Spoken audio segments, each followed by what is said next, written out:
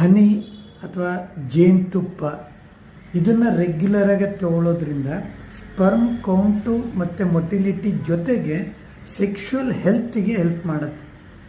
ಮುಂಚೆ ಕಾಲದಿಂದನೂ ಹನಿಮೂನ್ ಅಂತ ಹೇಳ್ತೀವಿ. ಒಂದು ಲಿಟ್ರೇಚರ್ ಪ್ರಕಾರ ಗಂಡ ಹೆಂಡತಿ ಒಟ್ಟಿಗೆ ಇದ್ದು ಒಂದು ಕನ್ಸೀವ್ ಆಗಲಿ ರೀಪ್ರೊಡಕ್ಷನ್ ಆಗಲಿ ಅಂತೇಳಿ ಹನಿಮೂನ್ ಪೀರಿಯಡಲ್ಲಿ ಹೊರಗಡೆ ಕಳಿಸಿ ಒಂದು ಪ್ರವೇಶಿ ಕೊಡುವಂಥ ಸಿಸ್ಟಮ್ ನಮ್ಮಲ್ಲಿ ಇದೆ.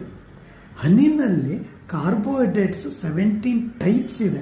ಜೊತೆಗೆ ಒಂದು ಡಿಫ್ರೆಂಟ್ ಮಿನರಲ್ ಬೋರೋನ್ ಅಂತ ಹೇಳ್ತೀವಿ, ಮಸಲ್ ಸ್ಟ್ರೆಂತ್ ಕೊಡಲಿಕ್ಕೆ, ವಿಟಮಿನ್ ಬಿ ಎನರ್ಜಿ ಕೊಡಲಿಕ್ಕೆ, ಜೊತೆಗೆ ಆರ್ಜಿನಿನ್ ಟೆಸ್ಟೋಸ್ಟಿರೋನ್ ಲೆವೆಲ್ ಜಾಸ್ತಿ ಮಾಡುತ್ತೆ, ಸ್ಪರ್ಮ್ ಕ್ವಾಂಟಿಟಿ ಜಾಸ್ತಿ ಮಾಡುತ್ತೆ.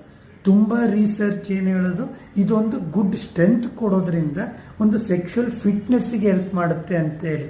ಹನಿನ ಪ್ಯೂರ್ ಇದ್ದಾಗ, ಈಗ ಮಾರ್ಕೆಟಲ್ಲಿ ತುಂಬ ಬೋಗಸ್ ಇದ್ದಾಗ ತುಂಬ ಕಷ್ಟ ಆಗುತ್ತೆ.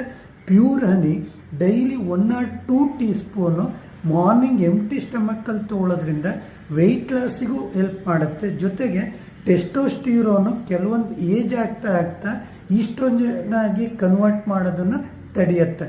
ಅಂದರೆ ಹನಿ ರೆಗ್ಯುಲರ್ ತೊಗೊಳೋದ್ರಿಂದ ಸೆಕ್ಷುವಲ್ ಹೆಲ್ತ್ ಮತ್ತು ರೀಪ್ರೊಡಕ್ಷನ್ ಹೆಲ್ತಿಗೆ ತುಂಬ ಪಾಸಿಟಿವ್ ಆಗಿ ಹೆಲ್ಪ್ ಮಾಡುತ್ತೆ.